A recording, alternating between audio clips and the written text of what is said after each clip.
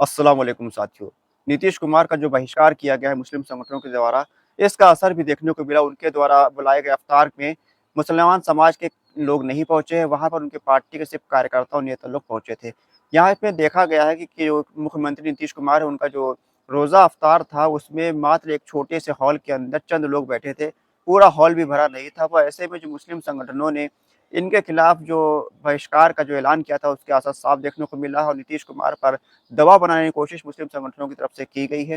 हालाँकि आपको बताएँ कि यहाँ पर मुस्लिम संगठनों ने ये बहुत बड़ा कदम उठाया है, जिसकी तारीफ़ मुस्लिम लोग कर रहे हैं, क्योंकि यहाँ पर नीतीश कुमार और चंद्रबाबू नायडू, चिराग पासवान ऐसे नेता हैं जिनको मुस्लिम वोट बड़ी तादाद में मिलता है। हालाँकि ये भारतीय जनता पार्टी के गठबंधन का हिस्सा है, लेकिन मुस्लिम वोट भी इनको काफ़ी अच्छी तादाद में मिलता है। लेकिन वक्फ संशोधन बिल जो भारतीय जनता पार्टी लेकर आई है, एनडीए की सरकार लेकर आई है, उसके विरोध के लिए ये लोग सामने नहीं आ रहे हैं। इस वजह से मुस्लिम तंज़ीमों को ये सख्त कदम उठाना पड़ा। हालाँकि ये सख्त कदम जो होगा ऐसे ही नहीं उठा लिया गया, बल्कि इन लोगों के ज़िम्मेदारों से बात करी गई है, इन लोगों से कन्विंस करने की कोशिश करी गई कि आप इस बिल का विरोध करिए। ये बिल मुसलमानों के खिलाफ है, वक्फ संशोधन बिल मुसलमानों की प्रॉपर्टी को कब्ज़ा करने की कोशिश करी जा रही है। हालाँकि इन पार्टियों की तरफ से कोई ख़ास रद्द-ए-अमल सामने नहीं आया। उसके बाद मुस्लिम तंज़ीमों ने, जैसा कि जमीयत उलमा ए हिंद और Indian Muslim personal law board अमीरात शरिया ने इनका बहिष्कार किया और कहा कि कोई भी मुस्लिम इनके अफ्तार के आयोजन में नहीं जाएगा और इनके कोई भी जो आयोजन करेंगे उसमें नहीं जाएगा। ये साफ-साफ एक खुली वार्निंग थी इन पार्टियों को, अगर आप हमारे मुद्दों पर नहीं बोलेंगे, हमारे मुद्दों पे हमारे साथ खड़े नहीं होंगे, तो आज हम आपके इफ्तार का बहिष्कार कर रहे हैं, कल हम आपके लिए वोटों का बहिष्कार भी कर सकते हैं, ऐसे में खामियाज़ा आपको भुगतना पड़ेगा।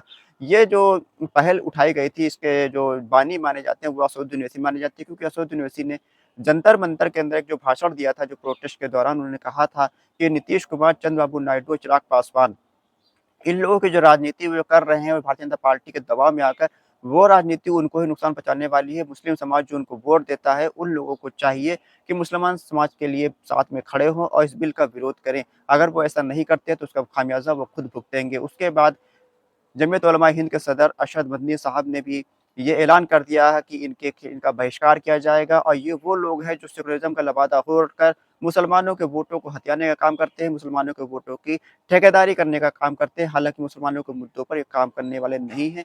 ये सिर्फ़ और सिर्फ़ भारतीय जनता पार्टी के हाथों की कठपुतली बनकर रह गए हैं।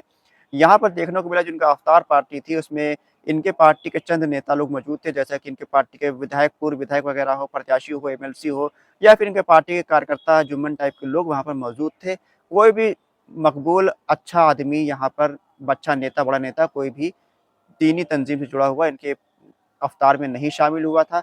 ऐसे में नीतीश कुमार को भी अब सोचना चाहिए कि क्या जो आप काम कर रहे हैं, क्या वो सही है या गलत है? उनकी पार्टी को एक बड़ी रीढ़ की हड्डी मुस्लिम वोटर्स है। ऐसे में अगर मुस्लिम वोटरों को नाराज़ करते हैं, तो वो यहाँ पर अपना ही नुकसान करने वाले हैं। 19 साल से पिछले वो मुख्यमंत्री हैं बिहार के।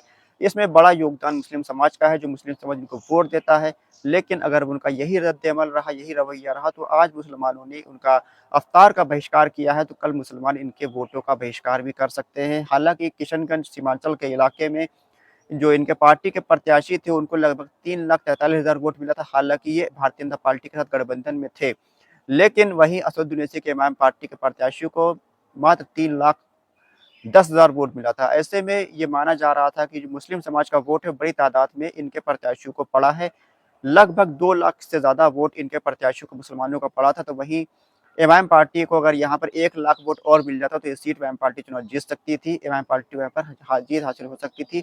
जो पार्टी मुसलमानों के मुद्दों पर, हर मुद्दों पर मुखरता से आवाज़ उठाती है, उसको वोट ना देकर ऐसे लोगों को वोट दिया गया जो भारतीय जनता पार्टी के साथ गठबंधन का हिस्सा थे।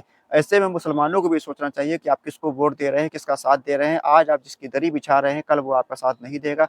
आज वक़्फ़ संशोधन बिल का मामला है, कल को आपके कुछ और मामला हो सकता है, ट्रिपल तलाक के मामले में यही हुआ। इस तरह मुसलमानों के खिलाफ जितने भी बिल आए हैं, उसमें भी इस तरह के जो पार्टियाँ हैं, उन्होंने यही रद्द-ए-अमल अपनाया है। ऐसे लोगों का जो बहिष्कार किया गया है, इसका मुस्लिम समाज पुरज़ोर तरीके से समर्थन कर रहा है, जिसका असर भी देखने को मिला और यहाँ पर इनके इफ्तार में कोई भी लोग मौजूद नहीं हुए, सिर्फ़ इनके पार्टी के कार्यकर्ता और नेता लोग मौजूद थे। अब चिराग पासवान ने भी बयान जारी किया कि उनके इफ्तार में जब कोई नहीं पहुँचा, तो उन्होंने अरशद मदनी साहब पर टारगेट किया और कहा कि वो आरजेडी को वोट डलवाना चाहते हैं, लेकिन वो अपने गिरबान में नहीं झाँक रहे हैं। आखिर वो कर क्या रहे हैं? आखिर मुसलमानों का वोट उनको अच्छी तादाद में मिलता है, तो मुसलमानों के मुद्दों पर उनको खड़ा होना चाहिए। लेकिन वो भारतीय जनता पार्टी के हाथों की बी टीम बनकर भारतीय जनता पार्टी के इशारों पर नाच रहे हैं।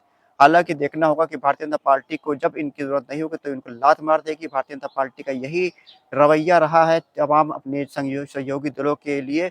जो भी सहयोगी दल भारतीय जनता पार्टी के साथ जुड़ता है तो वो अपना ही नुकसान करता है। आज नहीं तो कल वो दल समाप्ति की तरफ बढ़ जाता है। अपनी राय कमेंट बॉक्स में हमको ज़रूर बताइए कि नीतीश कुमार का जो प्रदर्शन जो रफ्तार पार्टी थी उसका विरोध का कितना असर रहा? कमेंट बॉक्स में ज़रूर बताएँ राय। खुदा हाफ़िज़।